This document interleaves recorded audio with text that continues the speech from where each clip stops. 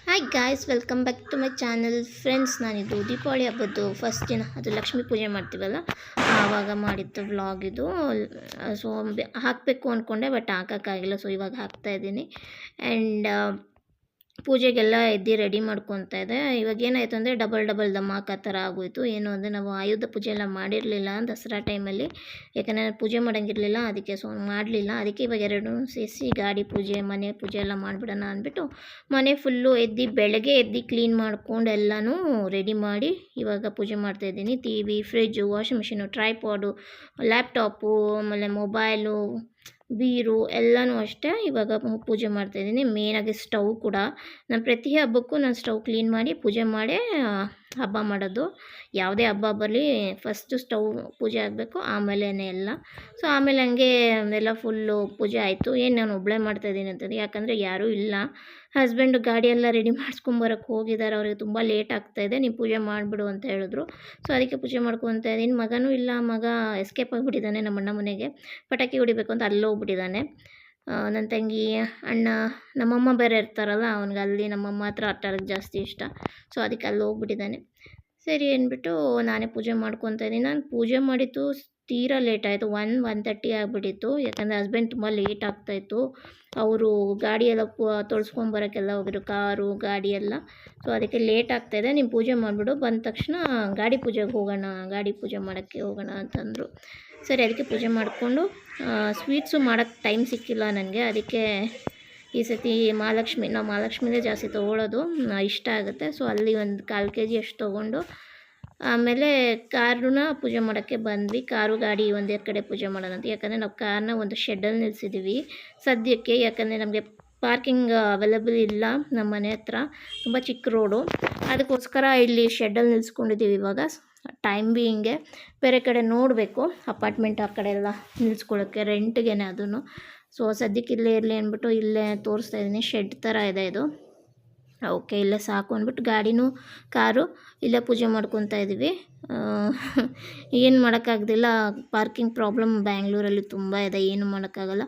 ಮನೆ ಚೆನ್ನಾಗಿ ಸಿಕ್ಕಿದ್ರೆ ನಮಗೆ ಪಾರ್ಕಿಂಗ್ ಚೆನ್ನಾಗಿ ಸಿಗ್ತಾ ಇರಲಿಲ್ಲ, ಇಲ್ಲ ಮನೆ ಚೆನ್ನಾಗಿಲ್ಲ ಅಂದರೆ ಪಾರ್ಕಿಂಗ್ ಇರ್ತಿತ್ತು. ಆ ಥರ ಮನೆಗಳು ಸಿಕ್ಕಿ ಈ ಥರ ಫಜೀತಿ ಆಗಿಬಿಟ್ಟಿದೆ. ಯಾವಾಗ ಇದು ಮುಗಿಯುತ್ತೋ ಗೊತ್ತಿಲ್ಲ, ನೋಡೋಣ. ಇನ್ನು ನೆಕ್ಸ್ಟ್ ಇಯರ್ ಅಟ್ಲೀಸ್ಟ್ ಒಳ್ಳೇದಂದರೆ ಚೆನ್ನಾಗಾಗಲಿ, ನಮ್ಮ ಕಾರ್ ನಮ್ಮ ಮನೆ ಹತ್ರನೇ ನಿಲ್ಲೋ ಥರ ಒಂದು ಮನೆ ಸಿಕ್ಕಲಿ ಅಂದ್ಕೊತಾ ಇದ್ದೀವಿ. ನೋಡೋಣ, ಹೋಪ್ ಫಾರ್ ದಿ ಬೆಸ್ಟ್ ಅಂತ ಅಂದ್ಕೊಂಡು ಸರಿ ಇವಾಗೆಲ್ಲ ಪೂಜೆ ಮಾಡಿಕೊಂಡು ಅವರೆಲ್ಲ ಫುಲ್ಲು ನಾಮ ಎಲ್ಲ ಇಟ್ಟೆ, ಕುಂಕುಮ ಎಲ್ಲ ಇಟ್ಕೊಟ್ಟೆ. ಅವರೆಲ್ಲ ಪೂಜೆ ಮಾಡಿಕೊಂಡು ಇವಾಗ ಫುಲ್ಲು ಕಡ್ಡಿ ಬೆಳಗಿ ಮಂಗಳಾರತಿ ಎಲ್ಲ ಮಾಡಿ ಇವಾಗ ಬೂತ್ ಕುಂಬಳಕಾಯಿ ಹೊಡಿತಾ ಇದ್ದೆ. ಇದರಲ್ಲೂ ಅವ್ರು ಸರ್ಕಸ್ ಮಾಡಿದ್ರು, ಅದು ನಾನು ರೆಕಾರ್ಡ್ ಮಾಡಲಿಲ್ಲ, ನಗು ಬಂದುಬಿಟ್ಟಿತ್ತು. ಸೊ ಕ್ಯಾಮ್ರಾ ಈ ಕಡೆ ಮಾಡಿಬಿಟ್ಟಿದೆ. ಸೊ ಅದು ಒಂಚೂರು ಮಿಸ್ ಆಯಿತು. ಅವ್ರು ಒಂದು ಸತಿ ಹೊಡೆದ್ರು, ಅದು ಹೊಡಿಲೇ ಇಲ್ಲ. ಆಮೇಲೆ ನಾನು ರೇಗಿಸ್ದೆ, ಅದಕ್ಕೆ ಆಮೇಲೆ ಎಗ್ರು ಒಂದು ಹೊಡೆದ್ರು, ಫುಲ್ ಪುಡಿ ಆಗೋಯಿತು. ಆಮೇಲೆ ಸೊ ನಿಂಬೆಹಣ್ಣು ಅದ್ರ ಮೇಲೆಲ್ಲ ಹಚ್ಚಿಸಿ ಗಾಡಿನ. ಸೊ ಇವಾಗ ಗಾಡಿ ಪೂಜೆ ಕಂಪ್ಲೀಟ್ ಆಯಿತು. ಏನೋ ಒಂಥರ ಅನ್ನಿಸ್ತಾಯಿತ್ತು ಆಯುಧ ಪೂಜೆ ಮಾಡದೇ ಇದ್ದಕ್ಕೆ. ಸೊ ನೆಕ್ಸ್ಟ್ ಇಯರ್ ಮಾಡೋಣ ಅಂದ್ಕೊಂಡಿದ್ವಿ, ಬಟ್ ಲಾಸ್ಟ್ ಇಯರು ನಾವು ಹಬ್ಬಗಳು ಮಾಡಿಲ್ಲ, ಯಾಕಂದರೆ ನಮ್ಮ ಮಾವತ್ತಿರೋಗಿದ್ರು. ಅದರಿಂದ ಈ ವರ್ಷವೂ ಮಾಡಿದ್ರೆ ಚೆನ್ನಾಗಿರೋದಿಲ್ಲ. ಮಾಡಿಬಿಡೋಣ, ದೀಪಾವಳಿ ಟೈಮಲ್ಲಿ ಎಷ್ಟೊಂದು ಜನ ಮಾಡ್ತಾರೆ, ಮಾಡೋಣ ಅಂತ ಅಂದ್ಕೊಂಡು ಎಲ್ಲ ಪೂಜೆ ಎಲ್ಲ ಆದಮೇಲೆ ಸ್ವೀಟ್ ತಿನ್ಕೊಂಡು ಇವಾಗ ಮನೆಗೆ ಹೋಗೋಷ್ಟರಲ್ಲಿ 3 o'clock ಆಯಿತು. ಸೊ ಬಿಸಿಬೇಳೆ ಬಾತ್ ಪಟ್ ಅಂತ ಮಾಡಿದೆ. ಬೂಂದಿ ಇತ್ತು, ಬೂಂದಿ ಹಾಕ್ಕೊಂಡು ಇವಾಗ ಬಿಸಿಬೇಳೆ ಬಾತ್ ತಿನ್ನೋದು. ಸಿಂಪಲ್ಲಾಗಿ ಮಾಡಿದೆ, ಮಗನೂ ಇರಲಿಲ್ವಲ್ಲ. ಸೊ ಸಿಂಪಲ್ಲಾಗಿ ಬಿಸಿಬೇಳೆ ಬಾತ್ ಮಾಡಿ ಹಬ್ಬ ಮುಗಿಸ್ಕೊಂಡ್ವಿ. ಸೊ ಹಬ್ಬದ ದಿನ ಪರ್ಕೆ, ಉಪ್ಪು ಮತ್ತೇನು ಏಲಕ್ಕಿ ಮನೆಗೆ ತರಬೇಕು, ಒಳ್ಳೆಯದು ಅಂತ ಅಂತಾರಲ್ವ. ಸೊ ಅದಕ್ಕೆ ಲಕ್ಷ್ಮೀ ಪೂಜೆ ದಿನ ತರಬೇಕು ಅಂತ ಡಿಮಾರ್ಟ್ಗೆ ಹೋಗೋಣ ಅಂದ್ಬಿಟ್ಟು ಡಿಮಾರ್ಟ್ಗೆ ಹೋದ್ವಿ. ಸಿಕ್ಕಾಪಟ್ಟೆ ರಶ್ ಅಂದರೆ ಅಷ್ಟಿಷ್ಟಲ್ಲ ರಶ್ ಇದ್ದಿತ್ತು. ನನಗಂತೂ ಯಾಕಾದರೂ ಬಂದು ಅನಿಸ್ತು. ಆ್ಯಂಡ್ ಸರಿ ಹೋಗಲಿ ಬಿಡು ಅಂದ್ಬಿಟ್ಟು ಇನ್ನೊಂದು ಏನಕ್ಕೆ ಡಿಮಾರ್ಟ್ಗೆ ಹೋಗಿತ್ತಂದರೆ ದೀಪನೇ ಇರಲಿಲ್ಲ ಮನೇಲಿ ಒಂದೂ. ನಾನು ಅಯ್ಯೋ ನೋಡಿಕೊಂಡೇ ಇಲ್ಲ. ಸರಿ ಏನು ಮಾಡೋದು, ಸರಿ ಡಿಮಾರ್ಟ್ಗೆ ಹೆಂಗೋ ಪರ್ಕೆ ತರೋಕ್ಕೆ ಹೋಗ್ತೀವಿ, ಹಂಗೆ ದೀಪಗಳು ಸಿಗುತ್ತೆ ತೊಗೊಂಬರೋಣ ಅಂದ್ಬಿಟ್ಟು ಹೋಗಿದ್ವಿ. ಅಲ್ಲಿಂದ ಏನೇನು ತೊಗೊಂಬಂದೆ ಅಂತ ತೋರಿಸ್ತಾ ಇದ್ದೀನಿ. ಒಂದು ದೀಪ, ಒಂದು 4 ದೀಪ ತೊಗೊಂಬಂದೆ. ಆಮೇಲೆ ಇದೊಂದು ಇದು ಏನಂತಾರೆ ಗ್ಲಾಸ್ದು ಟಿಫನ್ ಬಾಕ್ಸು ಹಸ್ಬೆಂಡ್ ಬೇಕಿತ್ತು. ಅವ್ರದ್ದು ಒಂದು ರೌಂಡು ತೊಗೊಂಡು ಹೋಗ್ತಾಯಿದ್ದೆ, ಅದು ಒಡೆದೋಯ್ತು. ಸೊ ಅದಕ್ಕೋಸ್ಕರ ಇದನ್ನು ತೊಗೊಂಡ್ರಿ. ಆಮೇಲೆ ಪ್ಲೇಟ್ ತುಂಬ ಚೆನ್ನಾಗಿ ಅನಿಸ್ತು ಆ್ಯಂಡ್ ರೀಸನಬಲ್ ರೇಟ್ ಅನ್ನಿಸ್ತು. ಅದಕ್ಕೋಸ್ಕರ ಇದನ್ನು ತೊಗೊಂಬಂದ್ವಿ. ಅವನಿಗೆ ಚಿಪ್ಸ್, ಬ್ಲೂ ಕಲರ್ ಚಿಪ್ಸ್ ಬೇಕು ಅಂತ ಕೇಳ್ತಾ ಇದ್ದ. ಸೊ ಕಣ್ಣಿಗೆ ಕಾಣಿಸ್ತು, ಅದಕ್ಕೆ ಅವ್ನಿಗೆ ಯಾವ್ದು ಫೇವ್ರೇಟ್ ಇದೆ ಅದನ್ನು ತೊಗೊಂಬಂದ್ವಿ. ಆ್ಯಂಡ್ ಉಪ್ಪು, ಕಲ್ಲುಪ್ಪಿದು, ಕಲ್ಲುಪ್ಪು ಮನೆಗೆ ತರಬೇಕು ಈ ದಿನ ಅಂತ ಹೇಳ್ತಾರೆ. ಸೊ ಅದಕ್ಕೆ ಕಲ್ಲುಪ್ಪು, ಚಾಕ್ಲೇಟ್ ಸಿರಪ್ ಖಾಲಿಯಾಗಿ ಹೋಗಿತ್ತು, ಅದು ಅಂತಂದ್ವಿ. ಆಮೇಲೆ ಸೋಂಪಾಪುಡಿ, ಬೇರೆಯವ್ರಿಗೆ ಸೋಂಪಾಪುಡಿ ಇಷ್ಟ ಆಗುತ್ತೋ ಇಲ್ಲೋ ಗೊತ್ತಿಲ್ಲ, ಬಟ್ ನನಗೆ ಫ್ಲೇವರ್ಸ್ ಸೋಂಪಾಪುಡಿ ಇಷ್ಟ ಆಗುತ್ತೆ. ಅದರಲ್ಲೂ GRB, ಹಲ್ದಿರಾಮ್ಸ್ ಥರ ಇರ್ತಲ್ಲ ಸೋಂಪಾಪುಡಿ, ಅದು ಇಷ್ಟ. ಇದು ಎಲೈಚಿ ಮತ್ತು ಇದು ಆರೆಂಜ್, ಸೊ ಇದು ಒಂದೆರಡು ತೊಗೊಂಬಂದ್ವಿ. ರೀಸ್ನೇಬಲ್ ರೇಟೇ ಇದೆ, ತುಂಬ ಕಾಸ್ಟ್ಲಿ ಏನಿಲ್ಲ, ಅದನ್ನು ತೊಗೊಂಬಂದ್ವಿ. ಆಮೇಲೆ ಸ್ನೀಕರ್ಸ್ ಒಂದು ಸ್ವಲ್ಪ ಹೊಟ್ಟೆ ಹಸ್ದಾಗ್ತೀನಿ, ಒಂದು ಸ್ವಲ್ಪ ಫಿಲ್ ಆದಂಗೆ ಇರುತ್ತೆ, ಅದಕ್ಕೋಸ್ಕರ ಅದು ತಂದೆ. ಆ್ಯಂಡ್ ಹರ್ಷಿ ಚಾಕ್ಲೇಟ್ ನನ್ನ ಮಗನದು ಫೇವ್ರೆಟ್ ಇತ್ತು, ಸೊ ಅದಕ್ಕೆ ನೋಡಿದೆ ದೊಡ್ಡದೇ ಸಿಕ್ತಲ್ಲ ಅಂದ್ಬಿಟ್ಟು ತೊಗೊಂಬಂದು. ಆಮೇಲೆ ಪೇಸ್ಟ್ ಖಾಲಿಗೆ ಹೋಗಿತ್ತು, ಸೊ ಪೇಸ್ಟು ಅಲ್ಲೇ ಇತ್ತಲ್ಲ, ಸರಿ ಇನ್ನೊಂದು ಸತಿ ಯಾಕೆ ಬರಬೇಕು ಅಂದ್ಬಿಟ್ಟು ಪೇಸ್ಟ್ನು ತೊಗೊಂಡು ಬಂದ್ವಿ. ಇಷ್ಟು ನಾನು ಡಿಮಾರ್ಟಿಂದ ಸಡನ್ನಾಗಿ ಹೋಗಿ ತೊಗೊಂಬಂದಿತ್ತು. ಹಬ್ಬದ ದಿವಸನೇ ನಾವು ಹೋಗಿ ದೀಪ ತೊಗೊಂಬರಂಗಾಯ್ತು. ಸೊ ಇಟ್ಸ್ ಓಕೆ, ಏನು ಮಾಡೋಕ್ಕಲ್ಲ, ಕೆಲವು ಟೈಮ್ ಆಗುತ್ತೆ. ಆಮೇಲೆ ನೆಕ್ಸ್ಟು ನಾವು ಸ್ಮಾರ್ಟ್ ಬಜಾರ್ಗೂ ಹೋಗಿದ್ವಿ. ಸ್ಮಾರ್ಟ್ ಬಜಾರ್ಗೆ ಏನಕ್ಕೆ ಅಂತ ಹೋಗಿದ್ದೆ ಅಂದರೆ, ನೆಕ್ಸ್ಟ್ ವ್ಲಾಗಲ್ಲಿ ಹೇಳ್ತೀನಿ ಏನಕ್ಕೆ ನಾವು ಸ್ಮಾರ್ಟ್ ಬಜಾರ್ಗೆ ಹೋಗಿದ್ದೆ ಅಂದರೆ, ಏನೋ ಒಂದು ಸ್ವಲ್ಪ ಶಾಪಿಂಗ್ ಮಾಡಬೇಕಾಗಿತ್ತು, ಅದು ಸಿಗುತ್ತಾ ಇಲ್ವಾ ಅಂತ ನೋಡೋಕೆ ಬಂದ್ವಿ. ಬಟ್ ನನಗಿಂತ ಇವರೇ ಸ್ವಲ್ಪ ನನ್ನ ಹಾಳು ಮಾಡೋದು. ನೋಡಿ ಈ ಬಿಸ್ಕೆಟ್ ಇದೆಯಾ, ಅದು ಇದೆಯಾ, ಇದು ಈ ತಿಂಡಿ ಎತ್ಕೋ, ಆ ತಿಂಡಿ ಎತ್ಕೊ, ನೋಡಿ ಪಾತ್ರೆ ನೋಡು. ನಾನು ಎಷ್ಟು ಕಾಸ್ಟ್ ಕಟ್ ಮಾಡಬೇಕು ಅಂದ್ಕೊಂಡು ಇವ್ರು ಅಷ್ಟೇ ನನಗೆ ತೋರಿಸಿ ಇದು ತಗೋ ಅದು ತಗೋ ಅಂತಲೇ ಇರ್ತಾರೆ. ಸೊ ಸುಮ್ಮನೆ ಒಂದು ಗ್ಲ್ಯಾನ್ಸ್, ಒಂದು ಜಲಕ್ ನೋಡಿಬಿಟ್ಟು ಇಲ್ಲೇನು ತೊಗೊಂಡಿಲ್ಲ, ಸೀದಾ ಮನೆಗೆ ಬಂದ್ವಿ. ಸುಮ್ಮನೆ ಹೋಗಿತ್ತು, ಸುಮ್ಮನೆ ಬಂದ್ವಿ ಅಷ್ಟೇ. ಆಮೇಲೆ ಅಲ್ಲೇ ಓರಿಯನ್ ಮಾಲ್ ಬಾ, ಅಲ್ಲಾದರೂ ಸಿಗುತ್ತೆ ನಿಮಗೆ ಬಟ್ಟೆ ನೋಡೋಣ ಅಂತದ್ದು. ಅಲ್ಲಿ ಹೋಗಿದಾಗ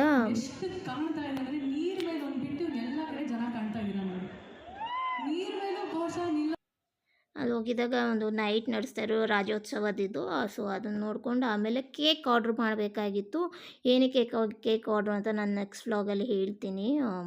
ಕೇಕ್ ಆರ್ಡ್ರ್ ಮಾಡಬೇಕಾಗಿತ್ತು ಅಂದ್ಬಿಟ್ಟು ನಾವು ಅಮ್ಮಾಸ್ಗೆ ಹೋಗಿದ್ವಿ. ಆಮೇಲೆ ನಾನು ರೆಗ್ಯುಲರ್ ಆರ್ಡ್ರ್ ಮಾಡೋ ಗಂಗಾ ಬೇಕ್ರಿಗೆ ಅಲ್ಲೂ ಹೋಗಿದ್ವಿ. ಯಾವುದು ಕೇಕ್ ಅಷ್ಟು ಇಷ್ಟ ಆಗಿಲ್ಲ, ಫ್ಲೇವರ್ ಎಲ್ಲ ಖಾಲಿಯಾಗಿ ಹೋಗಿತ್ತು, ಬರೀ 2-3 ಇತ್ತು. ಸೊ ಅದಕ್ಕೆ ಬೇಡ ಅಂದ್ಬಿಟ್ಟು ಕೇಕ್ನು ಕ್ಯಾನ್ಸಲ್, ತೊಗೊಳಕ್ಕಾಗಿಲ್ಲ ಏನೂ. ಸೊ ನೋಡೋಣ ಬಿಡು ಅಂದ್ಬಿಟ್ಟು ಸುಮ್ಮನೆ ಆಗಿಬಿಟ್ವಿ. ಆಮೇಲೆ ಸರಿ ಊಟ ತೊಗೊಂಡು ಬಂದ್ವಿ. ಆಮೇಲೆ ನಾನಿಲ್ಲಿ ಕಜ್ಜಾಯ ಮಾಡಿರ್ತೀವಿ, ಪಾಕ ಎಲ್ಲ ತೆಗ್ದು 2 ದಿವಸದ ಹಿಂದೆಯೇ ಇಟ್ಟಿದ್ದೆ. ಏನಾಗೋಯಿತು ಅಂದರೆ ಹಾಳಾಗೋ ಸ್ಥಿತಿಲಿ ಬಂತು. ನನಗಂತೂ ತುಂಬ ಬೇಜಾರಾಯಿತು. ಏನಾಯಿತು, ನಾನು ಸುಮ್ಮನೆ ಇವತ್ತು ತೆಗ್ದು ತೋರಿಸ್ತಾ ಇದ್ದೀನಿ ನೋಡಿ ನಿಮಗೆ. ಅದು ಎಲ್ಲ ಪುಡಿಯನ್ನು ನಾನು ಇನ್ನೂ ಇಲ್ಲ, ಹಿಂಗೆ ಮಿಕ್ಸ್ ಮಾಡಿದ್ರೆ ಮೆತ್ತಗೆ ಆಗುತ್ತೆ ಅಂದ್ಕೊಂಡು ಮಾಡ್ತಾಯಿದ್ರೆ ಫುಲ್ಲು ಪುಡಿ ಆಗ್ತಾಯಿದೆ. ಆ್ಯಂಡ್ ಡ್ರೈ ಅಂದರೆ ಡ್ರೈ ಆಗಿಬಿಟ್ಟೆ. ಬಟ್ ಪಾಕೆಲ್ಲ ಕರೆಕ್ಟಾಗೇ ತೆಗ್ದಿದ್ದೆ ನಾನು. ಬಟ್ ಯಾಕೆ ಡ್ರೈ ಆಯಿತು ಅಂತ ಗೊತ್ತಿಲ್ಲ, ತುಂಬ ದಿವಸ ಹಂಗೆ ಬಿಟ್ಟಿದ್ದು ಕಾಯ್ತೋ ಏನೋ ಗೊತ್ತಿಲ್ಲ. ಅದೇ ಹಂಗೆ ಆಯ್ತಲ್ಲ ಅಂದ್ಬಿಟ್ಟು ಹಂಗೆ ಎತ್ತಿಕ್ಬಿಟ್ಟೆ. ನೆಕ್ಸ್ಟ್ ಡೇ ತೆಗೆದು ನೋಡ್ತಾಯಿದ್ದೀನಿ, ಫುಲ್ಲು ಪುಡಿ ಹತ್ತಾನೇ ಇತ್ತು. ಏನು ಮಾಡೋದು ಇವಾಗ, ಹೆಂಗೆ ಮಾಡೋದು ಅನ್ನೋದೇ ಗೊತ್ತಾಗ್ತಾ ಇರಲಿಲ್ಲ. ಏನಾದರೂ ಮಾಡಿ ಇದು ಕರೆಕ್ಟ್ ಮಾಡಬೇಕು ಅಂದ್ಕೊಂಡು ಏನು ಮಾಡಿದೆ, ನೀರು ಹಾಕಿದ್ರೆ ಪಾಕ ಕೆಟ್ಟೋಗುತ್ತಲ್ಲ ಅಂದ್ಬಿಟ್ಟು ಏನು ಮಾಡಿದೆ, ಹಾಲು ತೊಗೊಂಡೆ. ಹಾಲು ಒಂದೊಂದೇ ಅರ್ಧ ಸ್ಪೂನಷ್ಟು ನಾನು ಹಾಕ್ಕೊಂಡು ಮಿಕ್ಸ್ ಮಾಡ್ಕೊಂಡು ಬಂದೆ. ಈ ಥರ ಮಿಕ್ಸ್ ಮಾಡಿಕೊಂಡು ಒಂದು ಸ್ವಲ್ಪ ನೋಡಿ ಇವಾಗ ಮುದ್ದೆ ಥರ ಆಗ್ತಾ ಬರುತ್ತೆ. ಇನ್ನೊಂದು ಚೂರು ಹಾಕೊಂಡಿದ್ದೀನಿ.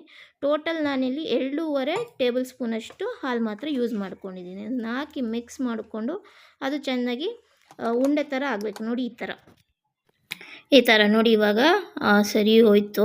ಸೊ ಇದು ಪಾಕ ಏನೋ ಸರಿ ಮಾಡ್ಕೊಂಡ್ವಿ. ಇವಾಗ ಎಣ್ಣೆಲಿ ಹಾಕಿ ನೋಡೋಣ ಹೆಂಗೆ ಬರುತ್ತೆ. ನೀವು ಈ ಥರ ಅದು ಸಿಂಪಲ್ಲಾಗಿ ಈ ಥರ ಉಂಡೆ ಹಾಕಿ ತೆಳುವಾಗಿ ಒಂದು ರೌಂಡ್ ಶೇಪ್ ಕಟ್ಕೋಬೋದು. ಇಲ್ಲ ಅಂತಂದರೆ ಈ ಥರ ನಾನು ಏನು ಮಾಡ್ತೀನಿ, ಫಸ್ಟ್ ಎಲ್ಲ ಎಷ್ಟೆಷ್ಟು ಬೇಕು ಅಷ್ಟು ಉಂಡೆಗಳ್ನ ಹಾಕಿ ಮಾಡಿ ಇಟ್ಕೊಂಡ್ಬಿಡ್ತೀನಿ. ಸೊ ದಟ್ ಬೇಗ ಆಗುತ್ತೆ ಅಂತ.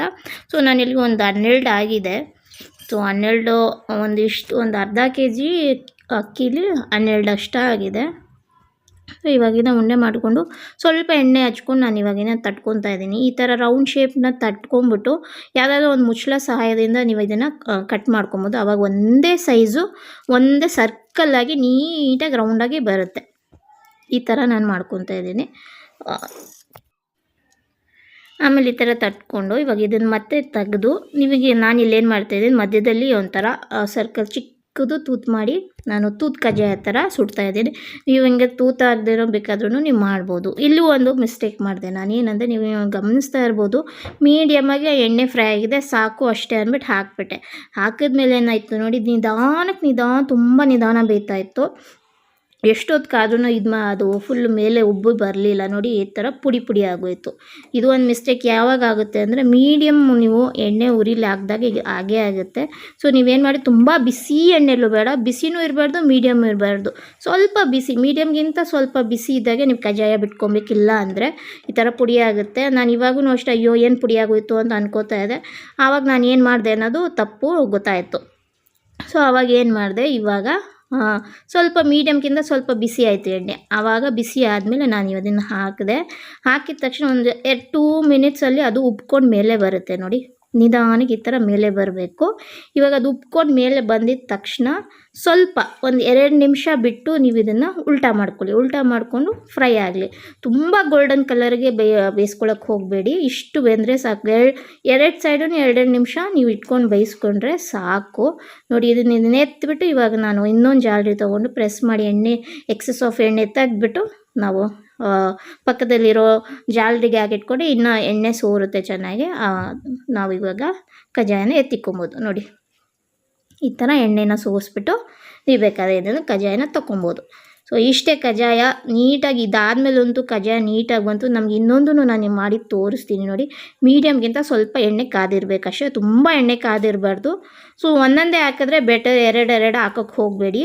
ನೋಡಿ, ಎರಡು ಹಾಕೋಕ್ಕೆ ಹೋದಾಗ ಏನಾಗುತ್ತೆ, ಎರಡೆರಡನ್ನೂ ಒಂದೇ ಅಟ್ ಅ ಟೈಮ್ ತೆಗಿಯೋಕ್ಕಾಗಲ್ಲ. ತೆಗಿಯೋಕ್ಕಾಗದೆ ಇದ್ದಾಗ ಏನಾಗುತ್ತೆ, ಒಂದು ಚೆನ್ನಾಗಿ ಬೆಂದ್ಬಿಡುತ್ತೆ, ಒಂದು ಚೆನ್ನಾಗಿ ಬೇಯದೇ ಇರೋಗುತ್ತೆ. ಅದಕ್ಕೆ ನಾನೇನು ಹೇಳ್ತೀನಿ ಅಂದರೆ ಒಂದೊಂದೇ ಹಾಕಿ ಇದು ಮಾಡ್ಕೊಳ್ಳಿ. ನೋಡಿ ಎಷ್ಟು ನೀಟಾಗಿ ಬಂದಿದೆ ಅಂದರೆ ತುಂಬ ಸಾಫ್ಟಾಗಿ ಬಂದಿದೆ.